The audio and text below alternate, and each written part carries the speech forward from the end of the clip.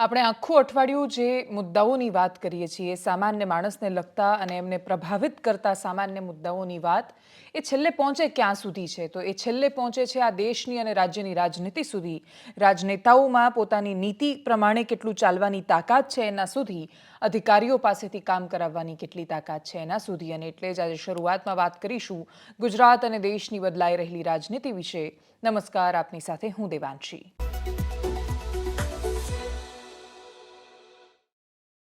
આજે સી.આર. પાટીલને ગુજરાતમાં પ્રદેશ અધ્યક્ષ બન્યાને 4 વર્ષ થયા. ગુજરાત ભારતીય જનતા પાર્ટીમાં આ 4 વર્ષમાં શું બદલાયું? તો એક આત્મવિશ્વાસ જે 2022ની ચૂંટણીમાં સી.આર. પાટીલ અપાવી શક્યા કે 149નો એ રેકોર્ડ જે કોઈ ન તોડી શક્યું એ એમણે તોડીને બતાવ્યો. 2022ની વિધાનસભાની ચૂંટણીમાં એવું તો શું હતું કે જે કામ નરેન્દ્ર મોદી પોતાના શાસનમાં ન કરી શક્યા, જે કામ એકદમ શરૂઆતમાં હિન્દુત્વની પ્રચંડ લહેરની વચ્ચે કેશુભાઈ પટેલ ન કરી શક્યા? એ વખતે દિગ્ગજ નેતાઓ એક સાથે હતા, એટલે કેશુબાપા, શંકરસિંહ વાઘેલા, નરેન્દ્ર મોદી, બધા જ લોકો એક સાથે હતા. અને છતાંય જે ન થઈ શક્યું, 2012માં એક સાથે કોંગ્રેસ મોટા પાયે મોટા પ્રમાણમાં તૂટી. નરહરી અમીન જેવા દિગ્ગજ નેતાઓ પણ એક સાથે બધા છોડીને ગયા ભારતીય જનતા પાર્ટીમાં. ત્યારે પણ જે ભારતીય જનતા પાર્ટી ન કરી શકી, આંતરિક અને સામસામે લડાવવાની વાત હોય તો જ્યારે જીપીપીનું નિર્માણ ને આ બધી જે પરિસ્થિતિનું નિર્માણ થયું, ભારતીય જનતા પાર્ટીના આંતરિક ખટરાગો સામે આવ્યા, ત્યારે પણ ભારતીય જનતા પાર્ટી એ ત્રીજા પક્ષનો બીજી કોઈ રીતે ફાયદો ઉઠાવીને જે ન કરી શક્યું, એ 2022માં કેવી રીતે કરી શક્યું? 2022માં રાજનીતિની કેમિસ્ટ્રી અને મેથ્સ એ બંનેનું જબરદસ્ત કોમ્બિનેશન થયું. ભારતીય જનતા પાર્ટી માટે કહેવાય છે કે ગણિતમાં ખૂબ હોશિયાર છે, પણ માત્ર ગણિતમાં હોશિયાર ન રહેતા આ વખતે રસાયણોના એવા સંયોજન થયા જેનાથી 2022નું પરિણામ અને હવે આજની પરિસ્થિતિમાં પેટા ચૂંટણીમાં કોંગ્રેસમાંથી ગયેલા ભાજપના ધારાસભ્યોની જીત પછી 160 પાર જ્યારે ભારતીય જનતા પાર્ટીનો રાજ્યની વિધાનસભામાં આંકડો છે, ત્યારે રાજ્યની સરકાર અને વિપક્ષ બંને પર દબાણ રહેવાનું છે. વિપક્ષ પર દબાણ એ રહેશે કે એ પોતાની જાતને જે પણ થોડા ઘણા બચ્યા છે એ લોકો પ્રૂવ કરી શકે કે હા, અમે વર્થ છીએ, અમે અહીંયા છીએ, ભલે સાવ જૂજ અને થોડાક જ છીએ, પરંતુ છતાંય અમે અમારો અવાજ ઉપાડીશું. એ અવાજ ઉપાડવો બહુ અઘરો પડી જાય, કેમ કે તમને મિનિટ ન મળે, સમય ન મળે. તમારી પાસે ધારાસભ્ય નથી, સંખ્યાબળ નથી, તો વિધાનસભામાં તમને બોલવાના અવસરો નથી મળતા. અને જે બોલવાના અવસરો મળે છે એ પણ જો એ દબાણ હેઠળ જાય છે તો વિપક્ષો એનો ઉપયોગ નથી કરી શકવાના. પણ સી.આર. પાટીલે ભારતીય જનતા પાર્ટી માટેનું આખું પરસેપ્શન, દ્રષ્ટિકોણ બદલી દીધો. આટલી બેઠકો જીત્યા પછી પણ સી.આર. પાટીલે હંમેશા એ વાતનો અફસોસ કર્યો કે 156 તો નહીં જ, એનાથી વધારે આવી શકતી હતી, પણ થોડા માટે રહી ગયા. અને જ્યાં જ્યાં થોડી કસર બાકી રહી હતી એ બધી કસર રાજનીતિક રીતે પૂરી થઈ. સિસ્ટમ બે રીતે કામ કરે છે કોઈ પણ પક્ષની. એક હોય છે સંગઠન, એક હોય છે સરકાર. સમયાંતરે રાજ્યો બદલાય, સરકારો બદલાય, નેતાઓ, ચહેરા બધું જ બદલાય. એ વિવાદ ક્યારેય શમતો નથી. મોટું કોણ, સંગઠન કે સરકાર? જવાબ મળતો નથી એનો. કેશવ પ્રસાદ મૌર્યએ હમણાં જ ઉત્તર પ્રદેશમાં કહી દીધું છે કે સંગઠન એ હંમેશા સરકાર કરતાં ઉપર હોય છે, કેમ કે સંગઠન છે એ કાર્યકર્તાઓ છે જે મહેનત કરીને તમને સરકારમાં મોકલે છે અને તમારું દાયિત્વ છે તમે સંગઠનને સાંભળો. પ્રશ્ન ફરીથી આવીને ઊભો થઈ જાય છે કે સંગઠને 156 કરતાં વધારે બેઠક આપી, પરંતુ શું સંગઠન, અને સંગઠન છોડી દો, ધારાસભ્યોનું પણ સરકારમાં સંભળાય છે? અધિકારીઓ પર શું એટલું નિયંત્રણ અને અંકુશ છે કે એ લોકો એટલી મર્યાદા રાખે કે નહીં, અહીંયા સાંભળવું પડશે કેમ કે એ જનતાની વાત છે, કેમ કે એ ધારાસભ્ય કરી રહ્યા છે? અને એ ધારાસભ્ય કોંગ્રેસના હોય, ભાજપના હોય કે આમ આદમી પાર્ટીના હોય, જો એમનો અવાજ ત્યાં સંભળાતો નથી કે પહોંચતો નથી તો સમસ્યાઓ ત્યાંની ત્યાં આવી જાય છે. ફરી એકવાર સી.આર. પાટીલના સમયગાળા પર આવી જઈએ. 4 વર્ષનો સમયગાળો, 2 મુખ્યમંત્રી એમણે જોયા. વિજયભાઈ રૂપાણી હતા જ્યારે સી.આર. પાટીલ પ્રદેશ અધ્યક્ષ બન્યા ત્યારે, અને એના પછી હવે જળશક્તિ મંત્રાલય એમના હાથમાં આવ્યું છે અને દેશમાં એક કેબિનેટ મંત્રી બન્યા છે. એટલે એ તો પ્રમોટ થઈને જઈ રહ્યા છે, પણ ગુજરાત રાજ્યની સંગઠનની દ્રષ્ટિએ હવેની જે પરિસ્થિતિ છે 2022થી 24ની વચ્ચે, એ ઉકળતા ચરુ જેવી છે. સમાચાર એ છે કે સી.આર. પાટીલ હજુ લાંબો સમય રહેવાના છે, એટલે કે ડિસેમ્બર સુધી એમનો કાર્યકાળ ચાલુ રહેશે. એના પછી ભારતીય જનતા પાર્ટી પ્રદેશ અધ્યક્ષ બદલશે, કેમ કે હવે જે પ્રદેશ અધ્યક્ષ આવે એને કામ કરવા માટે સમય મળવો જોઈએ. અત્યારે જે ભાજપમાં સ્થિતિ છે કે તમે કેટલો મોટો ઊંચો લક્ષ્યાંક આપી દીધો કે એના પછી કોઈ એ લક્ષ્યાંકની આજુબાજુ પણ કેવી રીતે પહોંચશે? કેમ કે દરેક વખતે 2022 જેવું વાતાવરણ ગુજરાતમાં હવે નહીં હોય. હવે કેમ 2022નું પુનરાવર્તન સરળતાથી ભાજપ ગુજરાતમાં નહીં કરી શકે એનું સૌથી મોટું કારણ ને તારણ એ છે કે બે પક્ષોનું એટલું જબરદસ્ત અસ્તિત્વ નથી રહ્યું. આમ આદમી પાર્ટી ખૂબ મહેનત કરી રહી છે, પરંતુ છતાંય એ મહેનત નથી જે 2022ની ચૂંટણીમાં દેખાઈ, અને ના એમની રાજકીય પ્રેઝન્સ એટલી દેખાઈ રહી છે.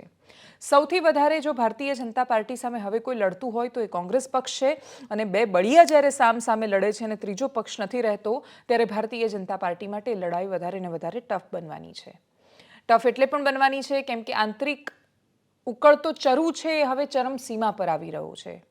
અને સૌથી મોટી વાત, કોંગ્રેસને એ વાત ખાસા વર્ષે સમજાઈ છે કે ભારતીય જનતા પાર્ટીને પણ હરાવી શકાય છે. સી.આર. પાટીલના ટેન્યુઅરમાં જે ભારતીય જનતા પાર્ટીને ખબર પડી કે ઓહો 150 ઉપર પણ બેઠકો આવી શકે, આવી રીતે પ્લાનિંગ કરીએ તો આટલી બેઠકો પણ જીતી શકાય, એ વાત કોંગ્રેસને ખબર પડી ગઈ છે. કેમ કે બનાસકાંઠા લોકસભા બેઠક કોંગ્રેસ પક્ષ જીતીને આવ્યો છે. એ એવી એટલી સરળ લોકસભા સીટ નથી. પાટણ જેવા જાતિના સમીકરણો નહોતા સરળ એમાં, પરંતુ છતાંય બનાસકાંઠામાં ગેનીબેને ચૂંટણી જીતીને આવ્યા. એનું કારણ અને તારણ માત્ર ને માત્ર જાતિ જ્ઞાતિના આંતરિક વિખવાદો પૂરતું સીમિત નહોતું. તમે જ્યારે જે જગ્યાએથી વોટ મળ્યા એ સમજો તો થરાદ કે વાવમાં તો મતદાન એટલું બધું ગેનીબેનની તરફેણમાં ન થયું. ગેનીબેનની લીડ તો ત્યાં થોડી ઘટી. તો ગેનીબેન જીત્યા ક્યાંથી? તો ગેનીબેન તો દિયોદરની આજુબાજુથી જીતે છે, પાલનપુરના વિસ્તારોમાંથી એમને મળે છે વોટ, ડીસામાંથી મળે છે.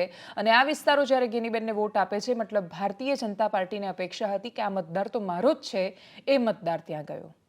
અને એટલે જ્યારે મતદારોને ટેકન ફોર ગ્રાન્ટેડ લેવામાં આવે, એ મતદારોની ઉપર સ્વામિત્વ ધરાવતા નેતાઓને ટેકન ફોર ગ્રાન્ટેડ લેવામાં આવે અને ચૂંટણીઓ ખાસી વ્યક્તિ કેન્દ્રી બની જાય, ત્યારે પરિણામો આવા આવતા હોય છે.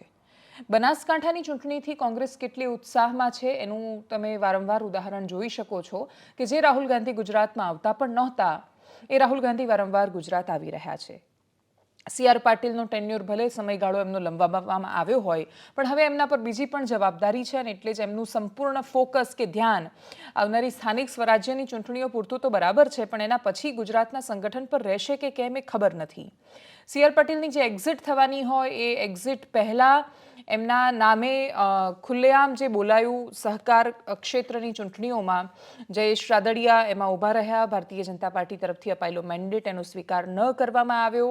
દિલીપ સંઘાણી પણ ખુલીને સામે બોલ્યા, અને પછી કાર્યકર્તાઓ બોલ્યા કે ક્યાં સુધી તમે મેન્ડેટ ચલાવશો, સહકારમાં સંગઠનનો ઇન્ટરફિયરન્સ અમે નહીં ચલાવીએ. અને આ પ્રકારની જે છેલ્લી જે રકઝકો થઈ, એ છેલ્લી રકઝકોએ પણ ભારતીય જનતા પાર્ટીના સંગઠનમાં દરેક લોકોને બળ આપ્યું કે તમારે હવે બોલવું પડશે અને અમે બોલીશું. હવે અમે બોલીશુંના ચક્કરમાં 4 વર્ષ સી.આર. પાટીલના તો પૂરા થયા. ભારતીય જનતા પાર્ટી માટે સૌથી મોટો પડકાર એ શરૂ થયો છે કે ગામે ગામ, નગરે નગર એટલા બધા નેતાઓ છે કે મોટા ભાગની વિધાનસભાઓમાં અને લોકસભાઓમાં એક મ્યાનમાં માત્ર 2 ને 20 તલવારો છે. ને 20 તલવારો એક મ્યાનમાં તમે જ્યાં સુધી અંકુશ છે ત્યાં સુધી રાખશો. સી.આર. પાટીલ નામનો અંકુશ ત્યાંથી હટતાની સાથે જે મ્યાનો એ તલવારો અંદરો અંદર નહીં બાખડે એની શું ગેરંટી? ઉદાહરણ તરીકે તમે રાજુલા વિધાનસભા લઈ લો. અમરેલીનો વિસ્તાર છે, અને રાજુલાના ધારાસભ્ય, પૂર્વ ધારાસભ્ય અંબરીશ ડેર કોંગ્રેસમાં હતા, ખૂબ આક્રમક નેતા મનાય, અને એ પ્રજાના મુદ્દા માટે ખૂબ લડ્યા. પણ લડતા એક દિવસે થાક્યા હશે કે એમને જે પણ વિચાર આવ્યો હશે, પણ એમણે પાર્ટી છોડી. અને કોંગ્રેસ છોડ્યા પછી એ ભારતીય જનતા પાર્ટીમાં ગયા. કોના કહેવાથી અથવા કોના આમંત્રણ પર ગયા? કોણ હતું કે જે એમના માટે રૂમાલ મૂકતું ગયું હતું? તો એ ભારતીય જનતા પાર્ટીના પ્રદેશ અધ્યક્ષ સી.આર. પાટીલ હતા.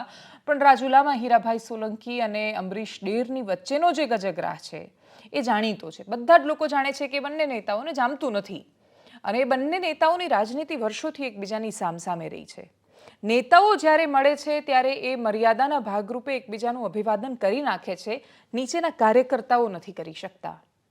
નીચેના કાર્યકર્તાઓ છે એ તો કાં તો જન્મોજન્મના વેર બાંધીને બેસી ગયા હોય છે, અને એ વેર બાંધેલા કાર્યકર્તાઓને જ્યારે એક સાથે કામ કરવાનું આવે ત્યારે સમસ્યાઓ સર્જાતી હોય છે. એટલે બહુ જ સરળ છે કે આવનારી વિધાનસભાની ચૂંટણીમાં કાં તો હીરાભાઈ સોલંકીને ટિકિટ મળે અને કાં તો અંબરીશ ડેરને મળે. હવે અંબરીશ ડેર ને હજુ વિધાનસભાની ચૂંટણીને તો ખાસો સમય છે, પણ એમની રાજનીતિ જો એમને ટિકિટ નથી મળતી તો પૂરી થઈ જશે, પણ હકીકત છે. વિધાનસભા ક્ષેત્ર સંદર્ભે જોવા જઈએ તો, અને હીરાભાઈ સોલંકીને નથી મળતી તો પણ એના પર પ્રશ્ન આવવાનો છે. અને એટલે જ્યાં સુધી સામસામે લડતા હતા ત્યાં તો ખુલ્લેઆમ દુશ્મન હતા, પણ હવે દોસ્ત છે અને છતાંય દુશ્મની યથાવત છે એવું વારંવાર ઘણીવાર છલકાય છે. એટલે ઘણા વિવાદો હોય, અમરીશ ડેર તો આજે પણ આક્રમક છે. તમે એકવાર આક્રમક છો તો તમે હંમેશા આક્રમક રહેવાના છો. તમે પક્ષ બદલો, તમે થોડા સમય માટે સંયમિત રહી શકો, પણ તમારી અંદરનો જે લડાકુ અને જુજારુ મિજાજ હોય એને તમે ક્યાં સુધી કોમ્પ્રોમાઇઝ કરીને રાખી શકો? જ્યાં તમને ખોટું લાગે ત્યાં બોલવાની તમને જે ટેવ હોય એને તમે રોકી નથી શકતા. અને એ કથિત શિસ્તના નામે તો નથી જ રોકી શકતા. જ્યારે તમને એવું લાગતું હોય કે અહીંયા બોલવું જોઈએ, અહીંયા જનતાને, પ્રજાને જરૂર છે અને હું ચૂપ નહીં રહી શકું. અને એટલે જ એ પ્રકારના સંઘર્ષો વારંવાર સામે આવે છે. બીજો સંઘર્ષ અને પડકાર સૌથી મોટો ભારતીય જનતા પાર્ટીની સામે ઉત્તર ગુજરાતના રાજકારણમાં પણ છે. નીતિનભાઈ પટેલ સતત નિવેદનો આપે છે, એ નિવેદનો વિવાદ સુધી લઈ જાય છે. નીતિનભાઈ કટાક્ષ કરતા હતા રાહુલ ગાંધીવાળા ઘોડાના નિવેદન પર, એમણે ખુલ્લેઆમ નિવેદન પણ આપ્યું. પણ એના પછી ભારતીય જનતા પાર્ટીના જ એક નેતાએ એક લાંબો લચક પત્ર લખ્યો અને એ પત્રમાં એમણે નીતિનભાઈ પટેલને ખૂબ ગંભીર સવાલો કર્યા. એ સવાલો પાંજરાપોળમાં મુકાયેલા ઘોડાઓને ખુલ્લો પડકાર એવું કહીને અમિતભાઈ ચાવડા, કોંગ્રેસના વિપક્ષના નેતા, એમણે પોસ્ટ પણ કર્યો. અને એ નેતા પટેલ રમેશભાઈ બચુભાઈ, પૂર્વ એપીએમસી સેક્રેટરી, કડી ગામના છે. અને એમણે કહ્યું કે જો મારો એક પણ આક્ષેપ ખોટો હોય તો હું 1 કરોડ રૂપિયાની જાહેરાત કરું છું. મેં નીતિનભાઈ માટે આટલું કર્યું, મેં પાર્ટી માટે આટલું કર્યું અને હવે મારી સાથે આટલો અન્યાય થઈ રહ્યો છે એવું કહીને એમણે એક લાંબો લચક પત્ર લખ્યો. ભારતીય જનતા પાર્ટીમાં આ સામાન્ય નથી કે આવી રીતે ખુલ્લેઆમ પત્રબાજી થાય. સવાલ ફરીથી આવીને ઊભો રહી જાય છે કે ભારતીય જનતા પાર્ટી ક્યારે તૂટીને પડીને કોલાપ્સ એટલે નથી થઈ ગઈ કેમ કે એમણે જોયું કે કેશુબાપા જેવા દિગ્ગજ નેતાઓ ગયા, કે જે તે સમયે ગોરધન ઝડફિયા અને બાકીના બધા નેતા એક સાથે ગયા તો એ ભારતીય જનતા પાર્ટી તો જીતીને આવી. તો એનાથી મોટો ઝટકો ભાજપને શું મળી શકે? પ્રશ્ન એટલો છે કે નેતાઓ જાય છે, કાર્યકર્તાઓ અકબંધ રહે છે. કાર્યકર્તા જ્યાં સુધી અકબંધ હોય અને એની અંદર કશુંક મેળવવા માટેની ઝંખના હોય ને કંઈક પામવા માટે એને દોડવાનું હોય ને બસ એને લાગતું હોય કે સરકાર, હું નહીં દોડું તો સરકાર ખતરામાં આવી જશે, ત્યાં સુધીનો સવાલ નથી. ભારતીય જનતા પાર્ટીના કાર્યકર્તાઓ ખાસ્સા બધા કમ્ફર્ટ ઝોનમાં છે અને જે કમ્ફર્ટ ઝોનમાં નથી એ લોકો એવું વિચારી રહ્યા છે કે ગમે તેમાં ભાગબટાઈમાં મારો હિસ્સો ક્યાંક આવી જાય. કદાચ આટલા વર્ષોના શાસન પછી એમની અંદર એ અધીરાઈ સ્વાભાવિક રીતે આવી રહી છે કે મારો વારો ક્યારે? આટલા વર્ષો પાર્ટીને આપ્યા પછી હવે મારો વારો આવશે કે કેમ? એનો સંદેહ પણ કદાચ એના મનમાં એટલે ઊભો થઈ રહ્યો છે કેમ કે એને હજુ ચાન્સ મળ્યો નથી ને ત્યાં કોંગ્રેસના નેતાઓ એક પછી એક એટલા બધા ભરાયા છે કે પાર્ટી ખૂબ મોટી થઈ ગઈ છે. અને ખૂબ મોટી થઈ ગયેલી પાર્ટીમાં આ બધી જ સમસ્યાઓ સ્વાભાવિક રીતે આવે. એટલે એ વાત રાજુલાની વાત હોય, એ કડીની વાત હોય, હવે જૂનાગઢના ધારાસભ્યનું એક ઉદાહરણ પણ તમે સાંભળો કે સંજય કોરડિયા જ્યારથી ચૂંટાઈને આવ્યા, જૂનાગઢની એ નાની નાની સમસ્યાઓ કે જે વર્ષોથી અટવાયેલી છે એના માટે સતત બોલી રહ્યા છે, સતત લડી રહ્યા છે. એટલું લડી રહ્યા છે કે એ ન લડે તો કોઈ ફરક પડવાનો નથી. એ નહીં લડે તો ભાજપ એમને ટિકિટ નહીં આપે એવું પણ નથી. કાં તો જે બોલે છે એ જોતા એમના પર ઘણા બધા પ્રશ્નો ઊભા થાય, પરંતુ છતાંય એટલી નાની નાની સમસ્યાઓ માટે સતત અવાજ ઉઠાવ્યા પછી પણ જ્યારે કામ થતું ન દેખાય ત્યારે નેતાઓ મજબૂરીમાં ખુલ્લેઆમ વિડીયો બનાવે છે. તમે જુઓ તો એક પછી એક ધારાસભ્યો પત્રો લખી રહ્યા છે અને ખુલ્લેઆમ પત્રો લખીને મીડિયાને આપી રહ્યા છે કે અમારું કોઈ સાંભળતું નથી, કામ નથી થતા. સંકલન સમિતિમાં પણ ખાલી બસ વાતો કરીને ટાટા બાય બાય કરી દેવામાં આવે છે. ધારાસભ્યોની હાલત બંને જગ્યાએ સરખી છે. ભાજપના નેતાઓની હાલત વધારે કફોડી એટલે છે કે ના રહેવાય છે ને ના સહેવાય છે. કે કામ નથી કરતા એ પણ એમનાથી સહન નથી થતું, બિચારા રહી પણ નથી શકતા અને બોલીએ નથી શકતા. હવે બોલાય પણ નહીં, રહેવાય પણ નહીં ને સહેવાય પણ નહીં. આવી સ્થિતિ થાય ત્યારે પરિસ્થિતિ વધારે કફોડી થતી હોય છે. નેતાઓ તો પણ થોડી થોડી સ્પેસ ખોલીને, જગ્યા અવકાશ રાખીને બોલી લેતા હોય છે. સંજય કોરડિયા પણ બોલ્યા છે. જોશીપુરામાં બ્રિજ બનાવવાની વાત એમણે કહ્યું કાલે શરૂ થતું હોય તો આજે કરો. એમણે પોતાની રજૂઆત કરી છે. ચૈતર વસાવા પણ ધારાસભ્ય કે ડેડિયાપાડાના એ પણ ગયા હતા સંકલન સમિતિની બેઠકમાં. એમની પણ પોતાની રજૂઆતો, ફરિયાદો હતી. એમણે કહ્યું કે ભાઈ ચા નાસ્તો કરવા અમને બોલાવો છો અહીંયા, જો તમારે જવાબ ન આપવો હોય તો. ફરક એટલો છે કે વિપક્ષમાં છે તો એટલીસ્ટ ખુલીને બોલી શકે છે. એ વિપક્ષમાં છે તો એવું કહી શકે છે કે સરકાર સાંભળતી નથી એટલે કામ નથી થતું. ભાજપના ધારાસભ્યો બિચારા શું જવાબ આપે? એક ગમે તેટલી કોશિશ કરે, ગમે તેટલી, એટલે ગેનીબેન વધારે ફાઇલ પાસ કરાવતા હતા ભાજપના ધારાસભ્યો કરતા, ગમે તેમ કરીને. એટલે અને છતાંય કોઈ ફાઇલ પાસ ન થાય ને રસ્તો અટવાય તો એવું બોલી શકતા હતા કે સરકાર કામ નથી કરતી. સંજયભાઈ કોરડિયા શું કરશે? કેમ કે એ તો સરકારનો હિસ્સો છે ને, તોય સરકાર જ્યારે અથવા એના અધિકારીઓ જ્યારે ન સાંભળે ત્યારે આ સમસ્યા સર્જાય. સંજયભાઈ કુરોડિયાને પણ સાંભળીએ, ચૈતરભાઈ વસાવાને પણ સાંભળીએ, બંનેના મુદ્દાઓ તો છેલ્લે પોતાની જનતા માટે છે. સંજયભાઈ પાસે સ્પેસ નથી ખુલીને ખાસો બધો આક્રોશ અધિકારીઓ પર કાઢવાની. ચૈતર વસાવા વિપક્ષમાં છે તો એમની પાસે સ્પેસ છે. સાંભળીએ બંનેને. જે લોકોની જમીનો ગઈ છે, એમના બાળકો માધ્યમિક અને ઉચ્ચતર માધ્યમિક સરકારી શાળામાં ભણે છે, એને ભણવા માટેનું આજે મકાન નથી. સરદાર સરોવર નિગમના જર્જરિત મકાનમાં ભણે છે. એ બાબતે પણ કોઈ ખુલાસો આપવા તૈયાર નથી કે ક્યારે નિહાળ બનાવીશું, શું કરીશું.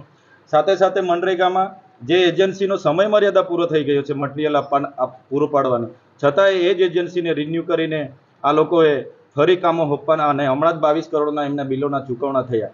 એવી જ રીતના આપણે પ્રાયોજનામાં 275 કલમમાં જે પણ 5 કરોડ ને 83 લાખના હમણાં કામો થયા છે, સ્થળ પર થયા નથી, છતાં અધિકારીઓ જવાબ આપવા તૈયાર નથી. ઝરવાણી પાણી પુરવઠાની યોજનામાં આજે 62 કરોડ રૂપિયાનો એ લોકોએ ખર્ચો કરી નાખ્યો. એક પણ ગામમાં હજુ પાણી નથી પહોંચ્યું અને અધિકારીઓ મિટિંગમાં આવે છે અને યોગ્ય જવાબ નથી આપતા. તો આ જિલ્લા સંકલન સમિતિનો હેતુ શું છે? અમે અહીંયા થોડા ચા પાણી કરવા આવીએ છીએ, અમે અહીંયા થોડા બેસીને વાર્તા સાંભળવામાં આવીએ છીએ. એટલે અમને અમારા લોકોના પ્રશ્નોનું યોગ્ય નિરાકરણ આવે એટલા માટે અમે આ જિલ્લા સંકલન સમિતિના અધ્યક્ષ એવા કલેક્ટર સાહેબની ચેમ્બરની સામેના દરવાજા પર ધરણા પર બેઠા છે. કલેક્ટર સાહેબ, ડીડીઓ અને એસપી અને ડીસીએફ સાહેબ આવીને આ યોગ્ય નિરાકરણ, યોગ્ય ખુલાસો કરશે, પછી જ અમે ધરણા પરથી અહીંથી ઉઠવાના છીએ. આપણે વાતો કંઈક કરી અને લોકોને કંઈક દેખાડી છે, એને બદલે રિયાલિટી દેખાડી તો ખોટી રીતે લોકો પણ વિરોધમાં ન આવે. અને કોઈ લોકોને બ્રિજનો વિરોધ પણ નથી અને કોઈ એનો વિરોધ પણ નથી કરતા. બનવો જોઈએ. કમિશનર સાથે મારે વાત થઈ છે કે બ્રિજને સાઈડમાંથી સરકારી જમીનની અંદરથી લઈ અને પિલર ઉતારવા જોઈએ. અને એ સાથે જે એક જોશીપુરા સાઈડ જાય છે એ રીતે બીજો ગિરિરાજ સાઈડ એક એક્ઝિસ્ટિંગ અત્યારે ખાલી એક પિલર આપી દેવો જોઈએ કે જેથી ભવિષ્યની અંદર બીજી બાજુ એ જઈ શકે. એમની માગણી કરી છે અને એમની ઉપર એમને સહમતિ પણ આપી છે કે એ વસ્તુ શક્ય છે અને ટ્રાફિક ન થાય. તો આ વસ્તુને ધ્યાનમાં રાખીને આટલો ફેરફાર કરીને મૂકી દે. દરેક લોકો બ્રિજની સાથે જ છે. આજે જ બ્રિજનું કામ ચાલુ થાય એની સાથે બધા લોકો સહમત છે, પણ એને વ્યવસ્થા જોઈ અને ભવિષ્યનું કોઈ પણ આયોજન કરી એ આવનાર 25 વર્ષ 30 વર્ષને ધ્યાનમાં રાખીને આયોજન કરવું જોઈએ. આજની પરિસ્થિતિને નિકાલ કરવા માટેનું આયોજન હોવું જ ન જોઈએ. ફરીથી હું કહું છું કે 2 તબક્કામાં જો એ લોકો બનાવવાના હોય તો એની ડિઝાઇન આજને આજ લોકો સમક્ષ મૂકવી જોઈએ કે આ ડિઝાઇન છે, આની મંજૂરી થઈ ગઈ છે, એનો પૈસા આવશે એટલે બીજા તબક્કામાં થશે, તો લોકોને એનાથી સંતોષ થાય. આ જ પદ્ધતિ છે કામ કરવાની ને એ કરવી જોઈએ એવી મારી એક વિચારસરણા છે. અને જોશીપુરા કે વિસ્તારના લોકોની સાથે હમદર્દી કાયમને માટે છે અને એ તાત્કાલિક અસરથી શરૂ થાય એવી અમારી પણ ઈચ્છાઓ છે. આ 2 ધારાસભ્યના ખાલી ઉદાહરણ આપ્યા છે, બંને પક્ષમાંથી આપ્યા છે. દરેક જગ્યાએ ધારાસભ્યોનો આ જ કકડાટ છે. આની પહેલાં જ્યારે કેબિનેટનો દિવસ ને એના પછી હું સચિવાલયમાં ગઈ ત્યારે એક ધારાસભ્ય કે 2-4 કલાક બેસી રહેવું પડે છે, એટલી બધી રાહ જોવડાવે છે, મળતા નથી, અધિકારીઓ મિટિંગોમાં બેસી જાય છે, મંત્રી નથી મળી શકતા. એટલે આ જે ચક્રવ્યૂહ ભારતીય જનતા પાર્ટી માટે સર્જાયો છે એ ખૂબ મોટો પડકાર છે. 2015ની સ્થાનિક સ્વરાજ્યની ચૂંટણીમાં કોંગ્રેસ અદ્ભુત બહુમતી સાથે આખા ગુજરાતમાં જીતી ગઈ હતી. 2017માં એના આંતરિક કકળાટો, સંઘર્ષો અને તકલીફોના કારણે કોંગ્રેસ સત્તામાં ન આવી શકી, નિર્વિવાદ સત્ય છે. પણ એના પછી એવા પડ્યા કે 2022માં સાવ ખોવાયા. પણ એના પછી 24માં માત્ર 1 બેઠક, પરંતુ એવા ઊભા થયા કે ચારેય બાજુ ચર્ચાનો વિષય છે. અને એટલે જ રાજનીતિ અને એના વારંવાર આવેલા પરિણામો આપણને શીખવે છે કે રાજનીતિમાં કશું જ કાયમી નથી, કશું જ પરમાનન્ટ નથી. કોઈ વ્યક્તિ પરમાનન્ટ નથી, કોઈ પદ પરમાનન્ટ નથી, કોઈ સત્તા કોઈ એક જ પક્ષની આવ્યા કરે એ પણ પરમાનન્ટ નથી. હવે જો કશું જ પરમાનન્ટ નથી તો વર્ષોથી એનું અવલોકન શું કહે છે કે જે પક્ષ પોતાના કાર્યકર્તાને સાચવી શકે છે, જે પક્ષ પોતાના સંગઠનને મજબૂત રાખી શકે છે અને જે પક્ષ સંગઠનની સાથે સાથે જે ચૂંટાયેલા લોકો છે, કેમ કે સંગઠનની વાતો હોવી અને જઈને ચૂંટાઈ શકવું એ બંનેમાં ખૂબ મોટો ફરક છે. જે તે સમયે રાહુલ ગાંધીએ કહ્યું કે ફરક છે લગ્નના ઘોડામાં અને રેસના ઘોડામાં. એટલે જે રેસના ઘોડા છે એ લોકો કેટલા વધ્યા છે કોંગ્રેસ પાસે. કોંગ્રેસની પાસે પણ એક ગજબ પેલો આ પેલા ઋષિમુનિ આપતા હતા ને એક કટોરો આમ કે આપ્યા કરો અને પછી ખાલી જ ન થાય ખાલી જ ન થાય, તો ભારતીય જનતા પાર્ટીને ખૂબ નેતાઓ આપ્યા કોંગ્રેસે, અને છતાંય હજુ બચ્યા છે અને હજુ શેષ બચ્યા છે એનો મતલબ એમની પાસે અવસર પણ બચેલો છે રાજનીતિમાં. દેશમાં કોંગ્રેસ ઓવર કોન્ફિડન્સમાં છે, રાજ્યમાં કોંગ્રેસ પોતાનો કોન્ફિડન્સ પાછો મેળવીને કેટલું કરી શકે છે એના પર ખાસો બધો પ્રશ્ન છે. જો કે શક્તિસિંહ ગોહિલ પ્રદેશ અધ્યક્ષ બન્યા પછી ખૂબ સરસ કામ પણ કરી રહ્યા છે, એટલે ભારતીય જનતા પાર્ટીને CR પાટીલ જેવા પ્રદેશ અધ્યક્ષ હવે ફરીથી મળશે કે કેમ એનો એક પ્રશ્નાર્થ છે. પણ સામે કોંગ્રેસની પાસે ખૂબ સારા પ્રદેશ અધ્યક્ષ છે, તો હવે આ કુશળતાની લડાઈમાં CR પાટીલનું રિપ્લેસમેન્ટ કોણ એના પર પણ બધાની નજર રહેવાની છે. રાજ્યની શું પરિસ્થિતિ છે? ખૂબ વરસાદ આવ્યો છે, જ્યાં નથી આવ્યો ત્યાં ખૂબ બફારો ને ઉકળાટ ને એટલી બધી ગરમી છે, એટલે ક્યાંક છાંટોય નથી પડ્યો ને જ્યાં પડ્યો ત્યાં આપ ફાટ્યું છે. સૌરાષ્ટ્રમાં આજે દ્વારિકામાં ખૂબ વરસાદ જોવા મળ્યો, જૂનાગઢની પણ એ પરિસ્થિતિ છે, પોરબંદરના પૂરો ઓસર્યા નથી, ગેડ પંથક આજે પણ પરેશાન છે.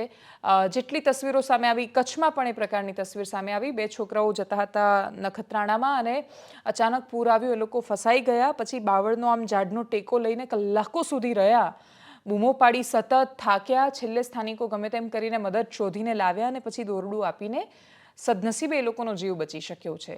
પણ આ સમય સાવચેત રહેવાનો છે, સાવધ રહેવાનું છે. જે પણ તસવીરો સામે આવી અને આવનારા સમયમાં વરસાદની શું પરિસ્થિતિ છે, આગાહી શું થઈ રહી છે, સાંભળીએ.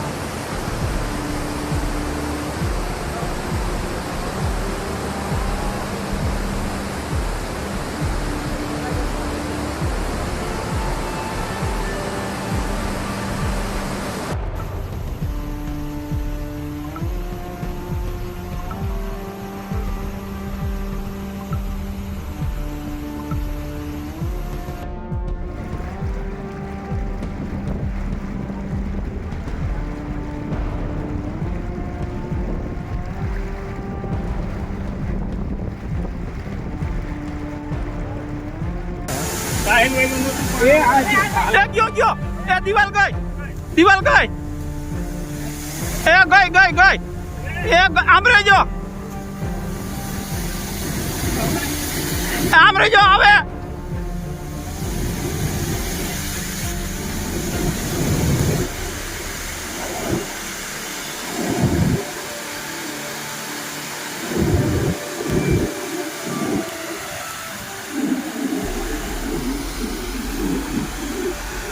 દિવાલ ગઈ એ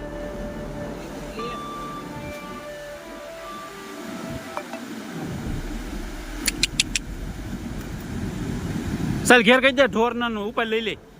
અને હજુ પણ આ સાયક્લોનિક સર્ક્યુલેશન સક્રિય છે, એટલે આવનારા 2 દિવસ સુધી રાજ્યના અનેક વિસ્તારોની અંદર હજુ આપણે સારા એવા વરસાદો છે એ પડતા રહેશે. એટલે કે 20 તારીખ સુધી સાંજે મોડી રાત સુધી આ વરસાદો છે એ કન્ટિન્યુ જોવા મળશે. જોકે 21 તારીખથી વરસાદનું નવું સેશન ચાલુ થશે. 29 તારીખ આ રાઉન્ડ છે એ લાંબો ચાલવાનું છે. 29 જુલાઈ સુધી આપણે વરસાદની જે શક્યતા માની રહ્યા છીએ. સૌરાષ્ટ્રના જે પશ્ચિમ સૌરાષ્ટ્રના ભાગો છે, જેમાં દ્વારકા, જામનગર, પોરબંદર, આ તમામ વિસ્તારોની અંદર સારા એવા વરસાદો નોંધાતા રહેશે. એ સાથે સૌરાષ્ટ્રના બીજા વિસ્તાર છે, જેમાં જુનાગઢ, ગીર સોમનાથ, અમરેલી અને રાજકોટ જેવા વિસ્તારની અંદર પણ મધ્યમથી ભારે વરસાદો કન્ટિન્યુ રહેશે. ભાવનગર, બોટાદ, સુરેન્દ્રનગર અને મોરબી આ વિસ્તારોની અંદર વરસાદની માત્રા છેલ્લા 2 દિવસથી ઓછી છે, પણ આ વિસ્તારોમાં પણ આવતા સાંજ સુધીની અંદર સામાન્યથી મધ્યમ અને અમુક જગ્યાએ ભારે વરસાદો છે એ જોવા મળી શકે છે. એટલે સૌરાષ્ટ્રમાં ઓલ ઓવર સાર્વત્રિક રીતે હજુ પણ આવનારા 24 થી 36 કલાક દરમિયાન સારા વરસાદો નોંધાય તેવી શક્યતાઓ છે. એનાલિસિસમાં અત્યારે બસ આટલું જ. જો આપ અમને YouTube પર જોઈ રહ્યા છો તો સબસ્ક્રાઇબ કરો, Facebook પર જોઈ રહ્યા છો તો ફોલો કરો, અમારા વિડીયોને શેર કરો. નમસ્કાર.